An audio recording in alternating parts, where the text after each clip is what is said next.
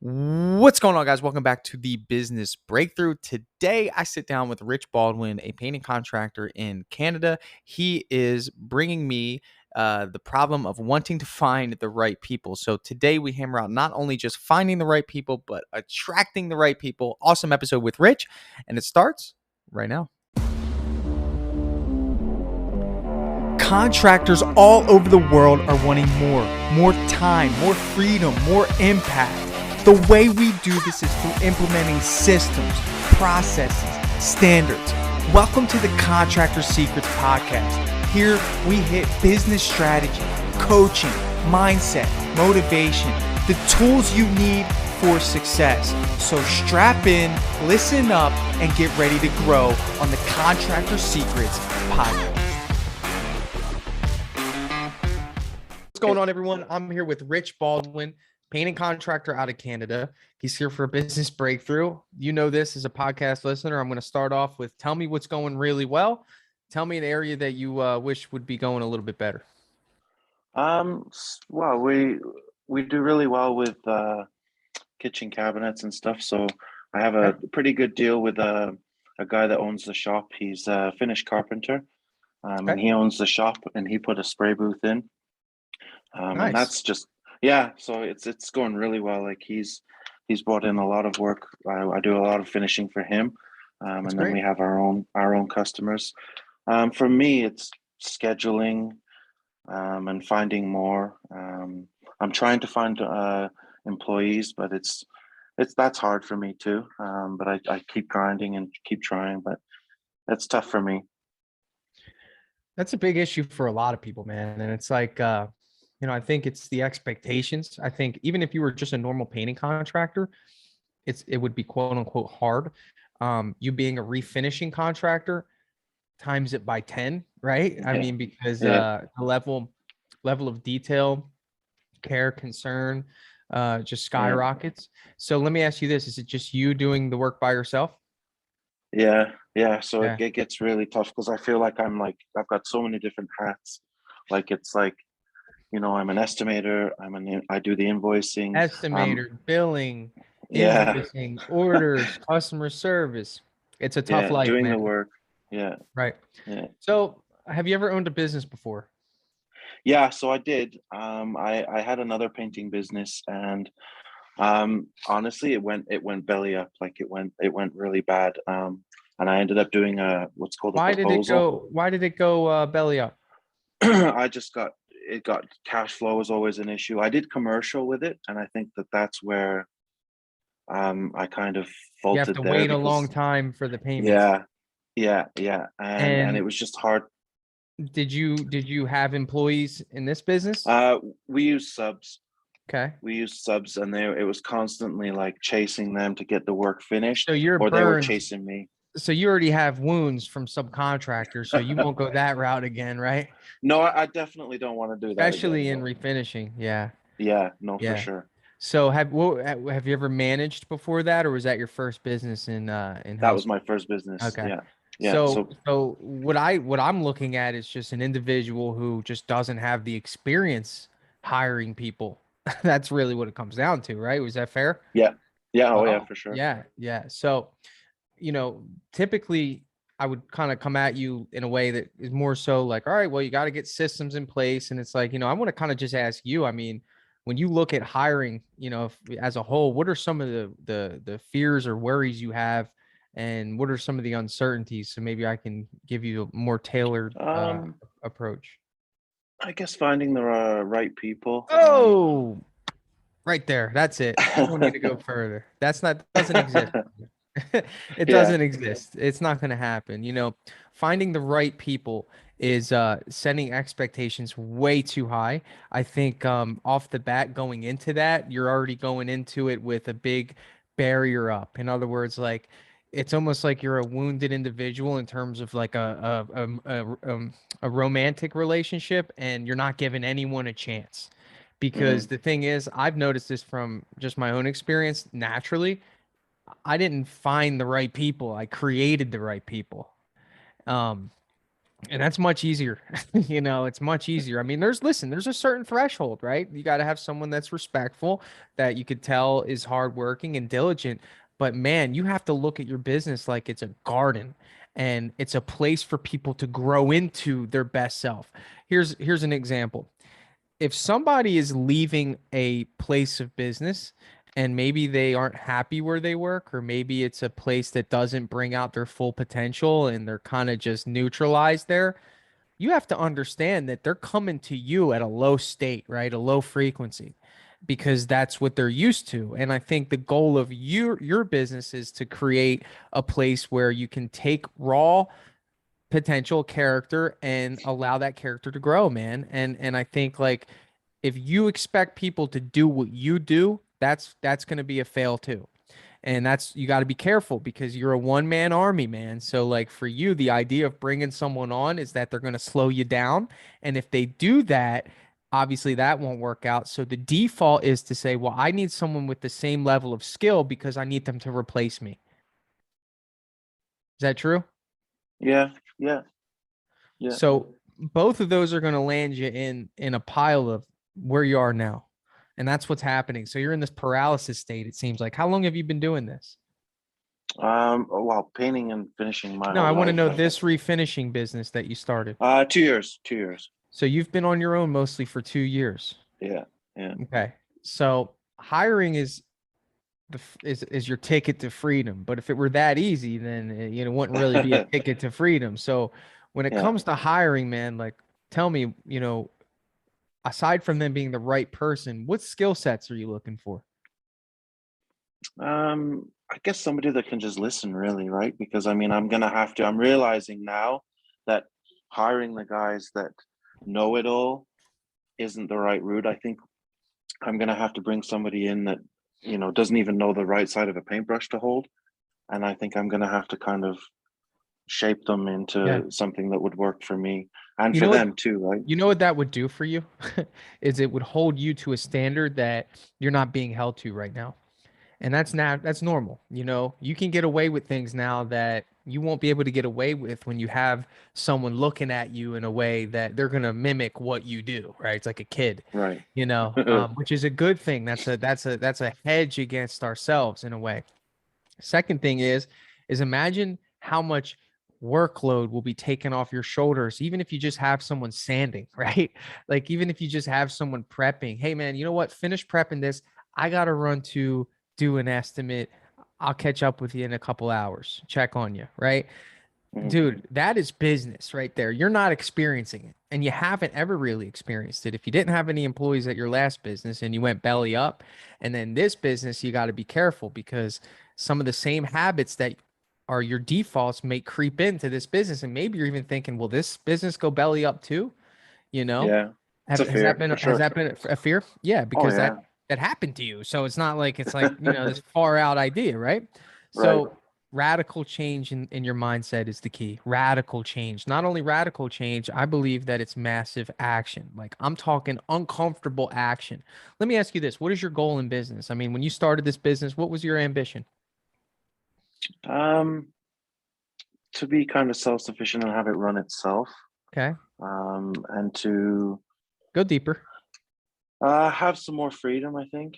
For what? Um, and to be able to do stuff that I love to do, like travel and go to Mexico. I've got lots of friends that live in Mexico. I've learned the language, and I kind of want to be able to let it run itself while I can go Sure. and do that. And I love golfing and doing all that stuff too, and independent stuff. What And else? I just want to have. I want to make some more money. I do. I want to be able to afford a house for us, and and for my kid, Uh, and so we can kind I of I get that heard it. way. I heard it. I was waiting for it. Everything you said up until my kid was all about you. And the thing Yeah. is that you need to rearrange your ambitions. Although I know deep down inside, most of it's about your child. But you have to understand that this is an uncomfortable stage for you, Rich. I mean, going into this hiring thing, it's going to require you to stop what you're doing, even though you're already as busy as you've ever been in your life. And you have to go out on a limb and try to find help, which in itself is risky. First of all, understand that this is a risky move, regardless of if you don't do it or you do it. If you don't do it, you're risking failure. If you do it, you're risking a bad employee that just tarnishes your reputation, right? Isn't that the worst, absolute worst scenario? Everything you set up into that point, I want to go travel, I want to do this, I want to create this, I want to create this, that is not strong enough to pull you to do uncomfortable things in business. It's not. You need to rearrange your ambitions, because when we rearrange our ambitions, that's like a flight being rearranged at the start of the flight, right? We have to understand our trajectory. You got to understand where you're going in order to be pulled there, because everything up until this point you've done for your own self and your own comfort zone, and it's gotten you to this point. Now now understand this, brother. You got to get uncomfortable. And when I say that, I just mean that the best thing I've done is I've looked at things outside of my own personal goals and ambitions and utilized those things to push me, because you're comfortable right now. You would be happy right now if this is all you did for the rest of your life. And you and I both know that. You make good money, you're on your own time. That's the norm. But then again, you sit down sometimes, you're like, man, I'm overloaded. I can't handle this. Right. So it's like ambitions need to be the first thing, man. Your why, right? But the why has to be more than just your own. Again, even though it's your kid and getting a better life for your child, that was enough to help you start a business, right? That's what pushed you to do this again, right? Yeah. How are you going to create a better business, even though right now you've already achieved your goal? You have a decent life right now. It's, what is your motivation for the people that come into your business? You've got to make that a factor in your life. You've got to think, man, how am I going to make this business a place where I can bring someone in here and it's going to change their life like it changed mine? Because that's going to force you, Rich. I'll be honest with you, man. You might think this is hoopla, but this is really how it's done. If this is hitting you, I'm being honest. You've got to look at your business and say, first of all, ideally, if I brought someone in, what do I want to do? Do I want them to come in and not have any ambition or motivation of what their future endeavors are? Do I just want them to be an asset to where they just produce a result, or do I want to help them grow? Because you are in a good position as a human. You own a business, you understand sales and marketing, you have a gift. And the thing is, there's a lot of people out there that don't have that ambition, that luxury. Maybe they're scraping every month. Maybe they hate where they work and they need an opportunity. And it's like, you have to have that much awareness as a business owner to understand that everything in your business needs to be butter tight, prepared for someone to come in and be safe there and grow. Because what's going to happen is magical. It's actually kind of weird, is that when people feel as though that they can grow in your business and they have a safe place to be themselves and exercise their creativity, they grow your business for you. So ultimately what happens is that all those ambitions that you outlined for me in the beginning of when I asked you this, those will automatically happen if you allow your business to be a place that benefits others, the people that come in. This is just building the foundation of when you hire, now you know what you're looking for, rather than I just want the right fit. Right fit doesn't exist. Don't ever look for the right fit. Don't ever look for a replacement. You need to look for individuals that want to grow and want to learn what you mastered. And then you need to teach it in bite-sized chunks, and you need to manage it in bite-sized chunks until somebody learns the system as well as you do, which may take 6 to 9 months, to the point where they can produce one job without you. This is a long-term game. You got to be prepared for that. So it's not as tangible as it may seem, hiring, because if it was, then it'd be, hey, go put out ads and go hire. That doesn't exist. But there is a system involved. Let's talk about it.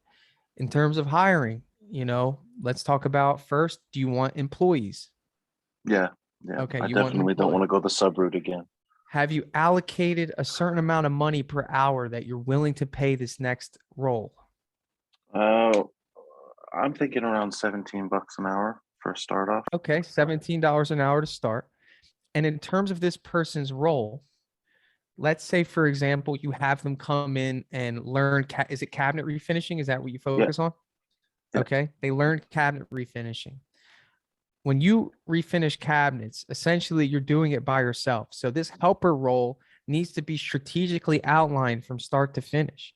And that requires you taking some time, man. Write down what it is that this person's going to be doing. Hmm. Imagine if you got hired by a company and you had absolutely no clue what your roles and responsibilities were. I'd probably If leave. you probably leave. So to be honest, that's not looking out for that person's best interest, because our goal as leaders is to provide a roadmap. In other words, essentially the goal is, especially in cabinet refinishing, because there's a certain level of mastery, right? That Yeah. once you hit, then you could do a whole kitchen by yourself and then you get that guy a helper. So essentially you're acting in the role of this master refinisher that has mastered all aspects of prepping, sanding, applying, sanding again, applying. Not only that, customer service, all this, you've mastered that. But again, but now you have to create the same system, but with a helper. And the goal is to help that helper understand that one day, if he follows your instruction, he's going to get to the mastery level, whatever that is.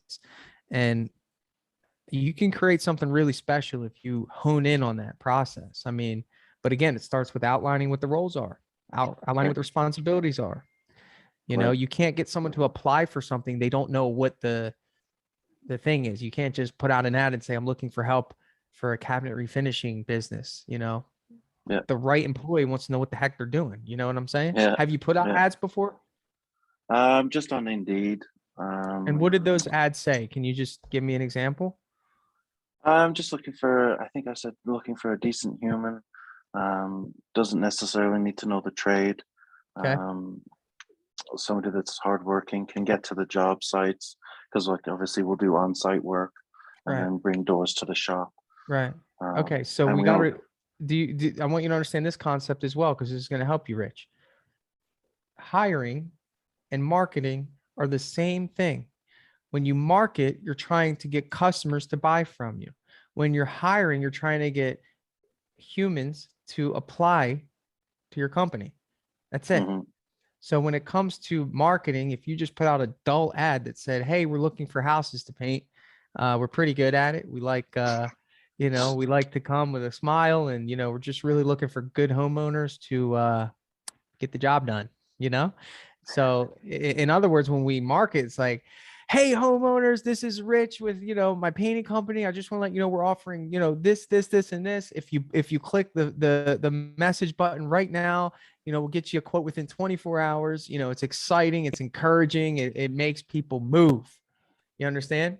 So, mhm, there's a lot there when it comes to motivating, on the marketing side. But when it comes to the employee side, it's the same thing, man. Like there's got to be a certain level of enthusiasm conveyed through that channel that gets people to want to apply.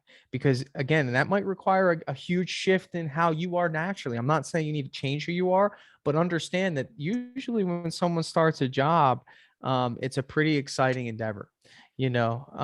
So we really want to make sure that you're zeroing in on that. Like, think about what it would be like for you. You know, things usually, like, imagine I worked in a corporate job, and one thing I liked about corporate was that, like, dude, everything was laid out for me. It's almost like when you get a corporate job, you're like, all right, at least they got everything under control, right? There's like a process. In other words, like, all right, background check. And then they set me up with the payroll system. I enter in my bank account details. And then they're like, all right, well, your initiation training is, this week, and this is what we're going to cover. It's like a week's worth of, like, things that we're going to do. This is what you can expect after the training. This is what your pay is going to be. After the training, you're in a 2-month incubator period, and you're going to learn this, and this. And then after 3 months, you should be able to do this. And it's like, that is inspiring, man, because it's like, all right, like these steps are laid out for me. And in the trades, man, you don't get much of that. Essentially, it's like, all right, can you start tomorrow? mhm, So what are you really trying to attract? And it might require sitting down and being nerdy about this stuff and just hammering it out and really thinking it through. And then mhm, building out the right ad that says, we are an on fire cabinet refinishing company that produces high-end work for high-end customers. We're looking for an outstanding individual that isn't happy where they're currently working and wants to advance and learn the art of cabinet refinishing. If you have these qualifications, please feel free to apply. We have a 3-step hiring process starts off with a phone interview, in-person interview, and then a working interview. If you make it through all three stages, you'll be offered full-time employment. I mean, just like that, man, like just something that encourages people and gets them stirred up, gets them to move. Yeah, it sounds fun. It Yeah. is fun. It's marketing, Yeah. Yeah. marketing's fun. Marketing it's the same thing, man. It's like get people excited to want to work with you. There's 150 painting companies probably within 10 miles of me. I get 100 applications every time. And I notice the difference. If I don't put any enthusiasm in my ads, hardly any. But if I put enthusiasm in my ads, just like I just told you, they get flooded, man. It's insane Yeah. how it happens. But it's the same thing with marketing. If you have boring marketing, you're gonna get boring results. People are becoming numb in the way that they scroll, in the way that they see things. It's numb. So you've Right. got to stand out. Okay. Makes sense. Any questions? Anything that you were wanting to hit on that maybe we missed? No, I think that's great so far. No, it's good. Yeah. Good. So, there's a lot of different variables here. I just want to make sure that we're, on the same page in terms of just understanding the process, of the hiring and kind of what you're going to do to go into it. I'm happy to give you my hiring course.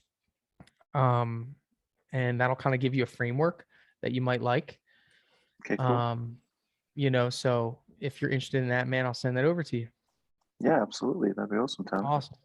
Well, join me back again, man. If you make some progress on the hiring side, I think that's a good place No, to for start, sure. man. Just go all in on it. Understand that, I think you built something pretty cool. Other people think so too. Just make sure you have something laid out for them for when they get there. Cool. I All right. love your energy. Thank you so Yeah, much. man. Get after it. See you, Rich. Right on. See ya. Bye. Hey guys, thanks so much for listening to that business breakthrough. So, what I'm going to do now is I'm going to transition this episode to a testimonial. That's right. So, one of our awesome Dripjobs users was kind enough to do a short testimonial for us. I asked him some questions that I'm sure a lot of us have about what Dripjobs is it valuable? So, if you would like to sit and listen to this, I'd appreciate it. You can sit, hang around, and hear what one of our very happy clients has to say about Dripjobs for his business. What's up, everyone? I'm here with Holly Barlow. She is a Dripjobs, what we call pro user, just killing it. And she agreed to come on here and just share a little bit about how you're using it. We love to get more female entrepreneurs, in the painting space utilizing it. So, maybe this will resonate with them, which we're excited about. So tell me a little bit about how Dripjobs is working for you right now in your business. How's it helping you? I am loving it because one thing that I've learned through using this is follow-up is key, because it's something that I'm so busy and like overwhelmed with estimates and things that this does it for me. And so then all of a sudden I'm getting replies that I forgot that Dripjobs asked for me. And I was like, oh, look at that. And so it's really helpful, because I know it's got to be frustrating trying to get a hold of a contractor right now, any contractor. And to feel ghosted is never what anybody wants to feel. And so that's really helpful. And actually, even asking the question, if I didn't get the bid, I'm not one to ask why. Right. But it asks for me, so I can't even chicken out. And I'm actually getting good feedback from the potential clients that I missed, or so yeah, I'm really appreciating the communication it helps me to have. Sure. Yeah. What were you doing before? What software were you using before? Nothing. Well, nothing. I would use Square to send out estimates. Yeah. And then just text messaging, and then my phone would just be blowing up all the time. Gotcha. So this is like opened up a portal of like organization, communication, easy to use. Would you say easy to adopt? Yes. It took some time to figure out how to make it my own, like words, a few of those things. Sure. But once you get it figured out, yeah, it's just all automatic, and I love it. Yeah. I love it. How do you like the proposal builder? We have a new option feature. I don't know if you've seen that, but that's something we're excited about. Are you, is it easy to build proposals pretty much? Yes. That being able to have all the details filled in and not having to type it out every time That's right there. I love it. And then the booking link. So that's another really big piece. Do you send people that link whenever they call you, or how have you been doing that, getting them into the system? Yes, that's right on my website, which you helped me connect, Yeah. which I like. And so honestly, my voicemail sends them to my website. Yep. And my website sends them to this link. Boom. And then you just get an email that says, hey, you have a new request. Yep. Can't beat it. Yeah. Listen, there's one more question I always ask with these. We try to keep them short, sweet, and to the point. If there was someone out there on the fence, and they were in your shoes, I know that it took you a little while to kind of give me a shot. When we first started, I know you were excited about it. What would you say to somebody that's on the fence about this in terms of like wanting to, elevate their business, their professionalism, their organization? What advice would you give them? I would say it's great because I've received jobs just from the follow-up, even after I thought I kind of lost them, but then this follows up and they're like, actually, okay. So I made money back already. And then also figured out budget-wise how much I was paying someone to go through all my emails with my estimator. And this just streamlines everything, and they can even log in and see all the pending estimates and all that, and skip a step. And yeah. Love that. Holly, I always appreciate chatting with you. Thank you for your help in the group too. You're awesome. Yeah. And best of luck on your continued journey, and keep rocking and rolling. All right. Thank you. Thanks so much.